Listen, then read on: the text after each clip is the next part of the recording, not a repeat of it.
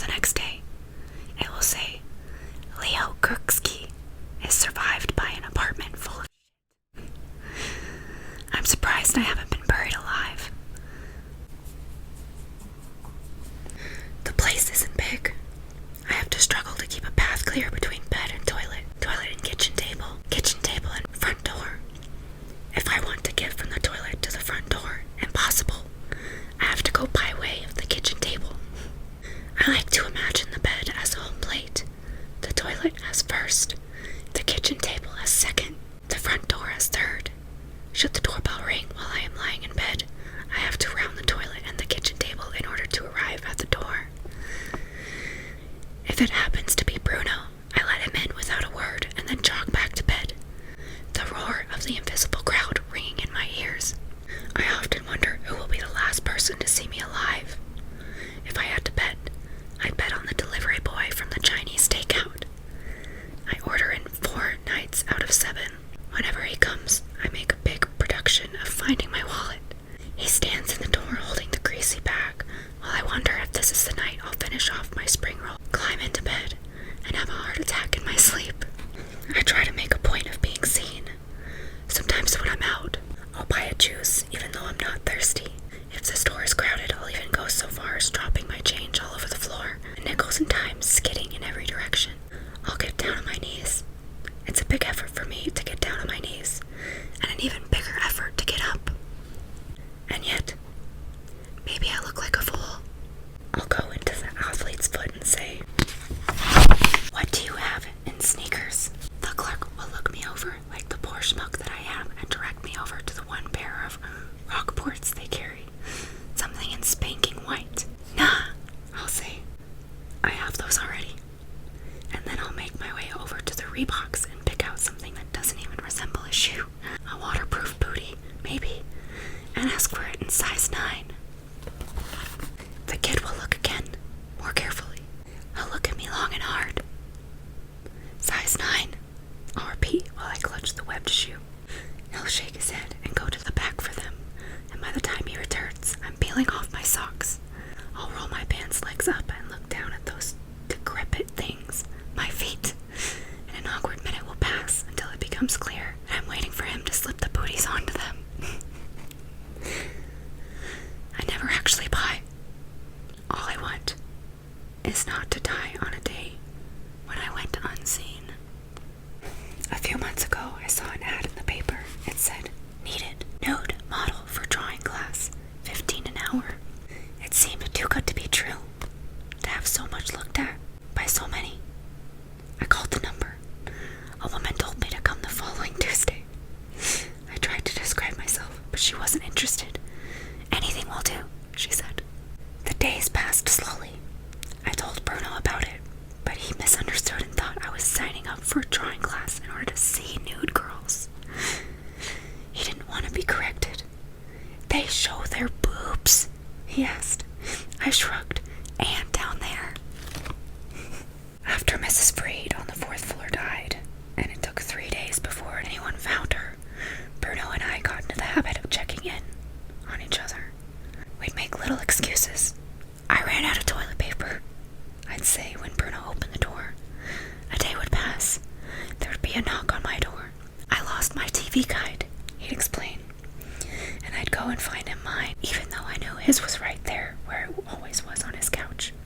Once it came down on a Sunday afternoon. "I need a cup of flour," he said. It was clumsy, but I couldn't help myself. "You don't know how to cook." There was a moment of silence. Bruno looked me in the eye. "What do you know?" he said. "I'm baking a cake." When I came to America, I knew hardly anyone. Only a second cousin who was a locksmith, so I worked for him. If he had been a shoemaker, I would have become a shoemaker. If he had shoveled shit, I, too, would have shoveled. But he was a locksmith. He taught me the trade. And that's what I became. We had little business together, and then one year he got TB. They had to cut his liver out, and he had a 106 temperature and died, so I took it over. I sent his wife half the profits, even after she got married to a doctor and moved to Bayside.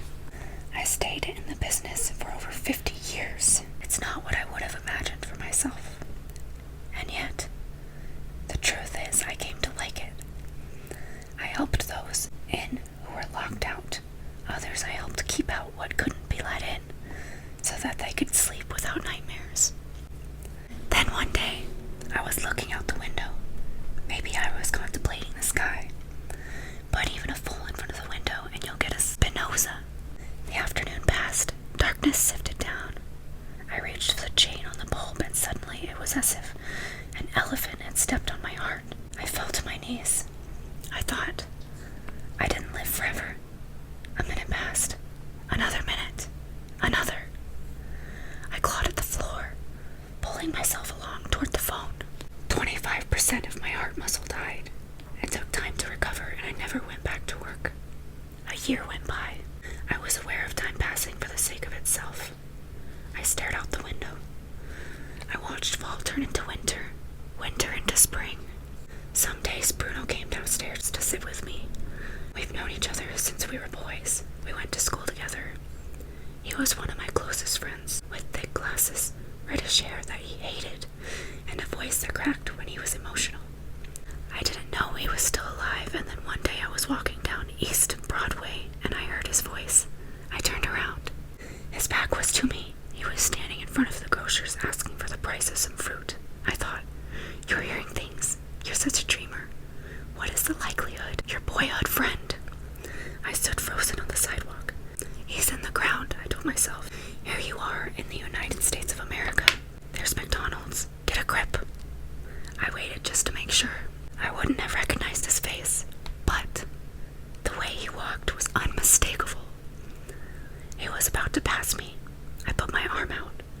I didn't know what I was doing. Maybe I was seeing things. I grabbed his sleeve. Bruno, I said. He stopped and turned. At first, he seemed scared and then confused. Bruno! He looked at me. His eyes began to fill with tears. I grabbed his other hand. I had one sleeve in one hand.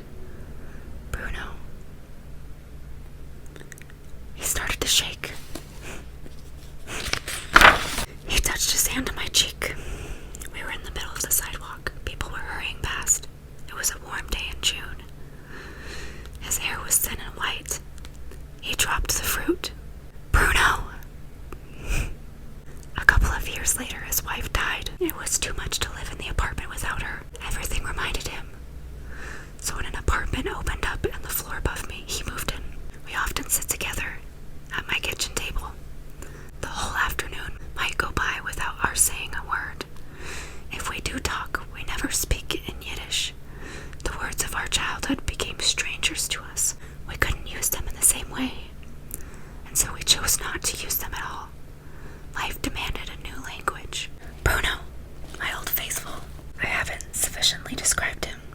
Is it enough to say he is indescribable? No.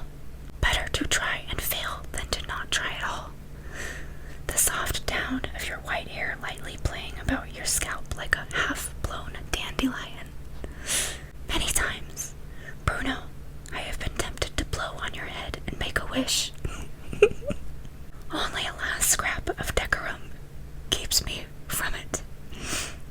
Or perhaps I should begin with your height, which is very short. On a good day, you barely reach my chest. Or shall I start with the eyeglasses you fished out of the box and claimed as your own, enormous round things that magnify your eyes so that your permanent response appears to be a 4.5 on the Richter? They're women's glasses, Bruno.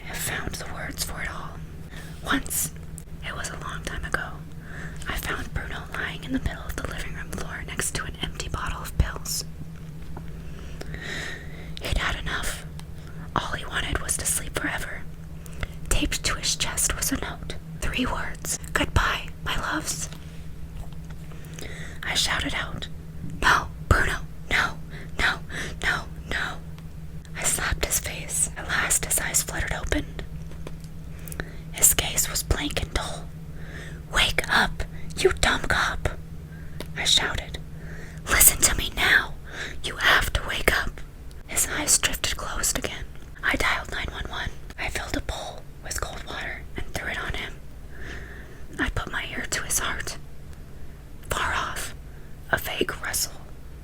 The ambulance came. At the hospital, they pumped his stomach. "Why did you take all those pills?" the doctor asked. Bruno, sick, exhausted, coolly raised his eyes. "Why do you think I took all those pills?" he shrieked. The recovery room turned silent. Everyone stared. Bruno groaned and turned toward the wall. That night, I put him to bed. "Bruno," I said. "So sorry," he said. "So selfish." I sighed and turned to go. "Stay with me," he cried. We never spoke of it after that, just as we never spoke of our childhoods, of the dreams we shared and lost, everything that happened and didn't happen. Once we were sitting silently together. Suddenly, one of us began to laugh. It was contagious.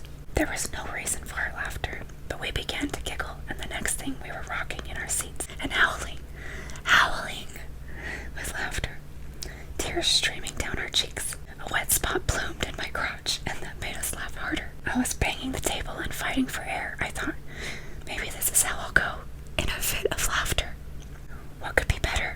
Laughing and crying, laughing and singing, laughing so as not to forget that I am alone, that it is the end of my life, that death is waiting outside the door for me. When I was a boy, I liked to write. It was the only thing I wanted to do with my life. I invented imaginary people and filled notebooks with their stories. I wrote about a boy who grew up and got so hairy, people hunted him for his fur. He had to hide in the trees, and he fell in love with a bird who thought she was a 300-pound gorilla. I wrote about Siamese twins, one of which was in love with me. I thought the sex scenes were purely original. And yet, when I got older, I decided I wanted to be a real writer. I tried to write about real things. I wanted to describe the world because to live in an undescribed world was too lonely. I wrote 3 books before I was 21. Who knows what happened to them? The first was about Slonim, the town where I lived, which was sometimes Poland and sometimes Russia. I drew a map of it. For the frontispiece, labeling the houses and shops. Here was Kipnis, the butcher, and here Krausinski, the tailor, and here lived Official Shapiro, who was either a great tzaddik or an idiot. No one could decide. And here the square and the field where we played.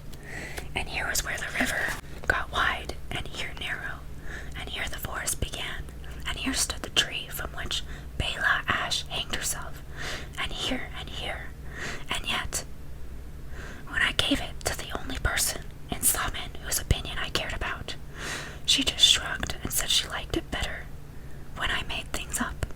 So I wrote a second book, and I made up everything. I filled it with men who grew wings, and trees with their roots going into the sky, people who forgot their own names, and people who couldn't forget anything. I even made up words. When it was finished, I ran all the way to her house. I raced to the door, up the stairs, and handed it to the only person in Slonim whose opinion I cared about. I leaned against the wall and watched her face as she read. It grew dark out, but she kept reading. Hours went by. I slid to the floor. She read and read. When she finished, she looked up. For a long time, she didn't speak. Then she said, maybe I shouldn't make up everything, because that made it hard to believe anything. Another person might have given up. I started again. This time, I didn't write about real things, and I didn't write about imaginary things. I wrote about the only thing I knew. The pages piled up. Even after the only person whose opinion I cared about left on a boat for America, I continued to fill pages with her name. I'm gonna stop there. I promise this book isn't only sad, it's extremely beautiful. If you enjoyed this, give